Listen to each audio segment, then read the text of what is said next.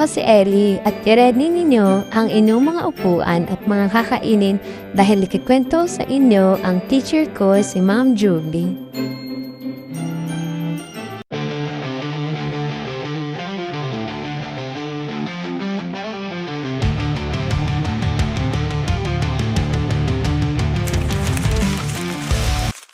Sabi sa Code of Ethics, may mga kampani ng ating mga guro, hindi lamang sa bahay, paaralan, komunidad, bilang tao, sa kanyang mga estudyante at higit sa lahat ay ang kanyang propesyon.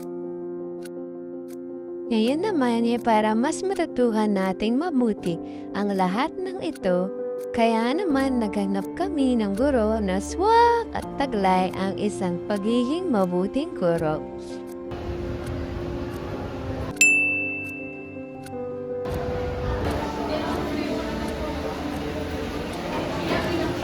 Pwede nito research, no? Sabi niya, ba't isip na pareha ang kanyang earthquake sa Atlantic Ocean? Kung syempre po, Atlantic Ocean, malawak yun. Hindi yun 15 minutes, pwede ka lang bumaba. Hindi po. Kuya lang yun. Kumbaga, hindi ko na na-estimate, hindi ko na na-relay, sorry. Pero hindi ko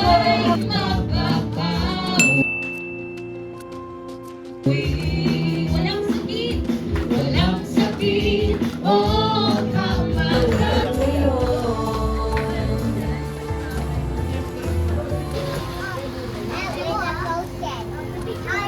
Salamat po sa mga buhay ng tao na nandito po at wala po dito. Salamat po sa buhay ng mga tao na Panganay, dalawa lang kami.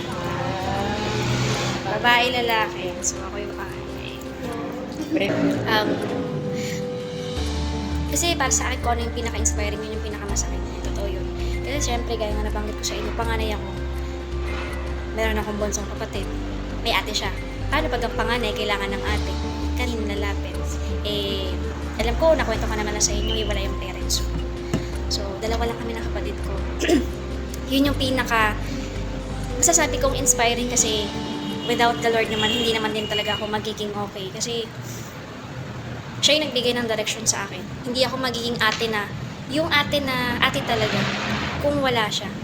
So, para sa akin, yun yung pinaka-inspiring kong moment. Yung through those years na mag-isa kami, dalawa kami ng kapatid ko na bubuhay dito sa Manila.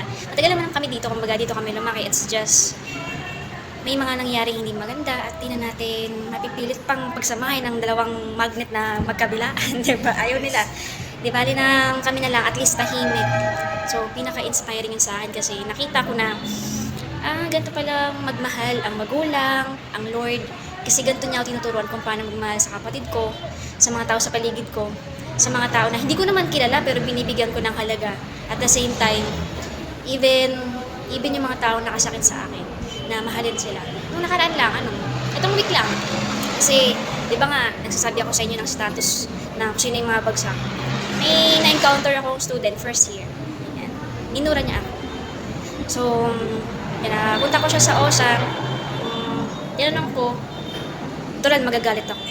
Galit ako. Hindi ako ganito magsalita sa kanya. Malumanay pero may diin. Pero yun, tinignan ko na, ito, naman.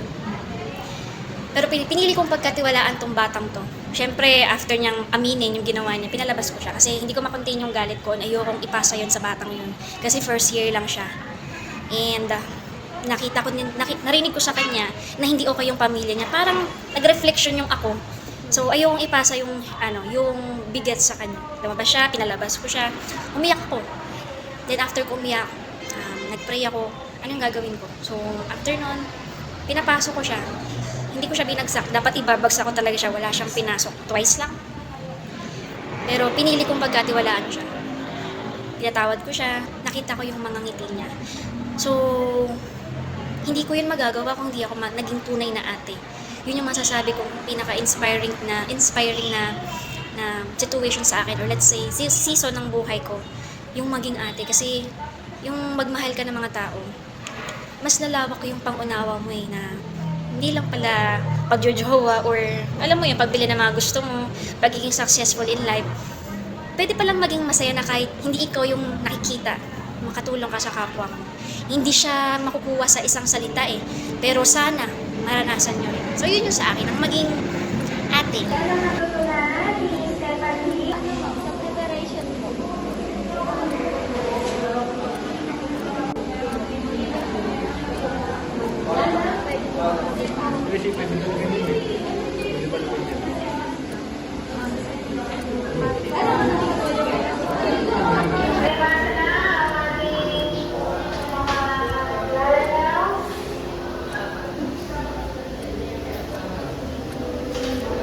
I am one of the leadership coaches here in Global Reciprocal Alliance. Siyempre, gaya na nabanggit ko kanina, kausapin ang parents. Kasi sila yung talaga nakakaalam bakit ganun yung bata. Ano talaga yung pinanggagalingan ng problema para matukoy din kung paano magkakaroon ng mas maayos na solusyon. Kasi baka mamaya, pag ako lang yung mag-isip, or let's say, teacher lang ang mag-iisip, baka hindi naman fit yun sa bata at baka may stress.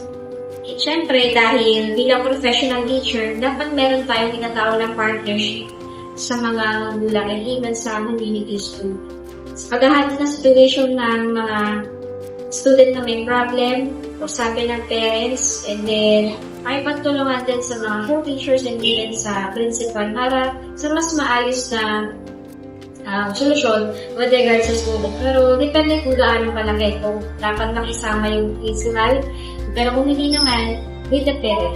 So, yung question na yan, kung papipiliin, mahirap kasi pwede naman silang dalawa na lang. Pero siguro, sa tanong mo, sino sa dalawa dapat may piliin ako? Pipiliin ko yung batang nakakuha ng 7th grade kasi kahit pa paano, nandun naman na sa kanya yung pagbasa kulang na lang. So, hindi naman dahil hindi na natin pinapansin yung sa honor student or dapat may honor student, pero sa atin kasi, ang motto natin, pagtuturo, no child left behind. Kaya, sa lahat ng pagkakataon, sana walang maiwan na estudyante at kung hindi niya makamit yung talagang standard, yung very, very standard, which is ang mga teachers naman talaga, pagbibigay pa ng extra mile. So, bibigyan ko ng pagkakataon, nabigyan ng 1 point para makuha yung standard na yung A, which is yung student na may marker na 7 to 4 para pumasa siya. Kasi, yung 18 na school period, pasado na talaga siya. Kumbaga, recognition na lang. Pero yung batang yun, kumbaga, ang mawawala sa kanya, panahon. So, doon ako sa bata na 7 to 4. Siguro sa mga lilibong galat, siguro pinaka-simplest answer is maging good example ka. Kasi maraming nakakakita sa'yo at the same time, yung influence mo pwedeng maapektuhan kung magiging sino sila. Kaya, ang sagot ko, paano magiging mabuting guro sa dinami-dami ng mga estudyante? Have the right values in life, be a good example sa mga estudyante mo. Kasi, magiging possible, maging katulad kanila or maging katulad nila ako. Yeah.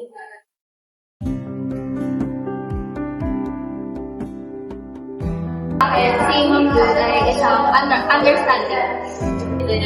Considerate na teacher. Sa amin, understanding. Ang sabi ng siya, ito tagagay sa mga kabataan na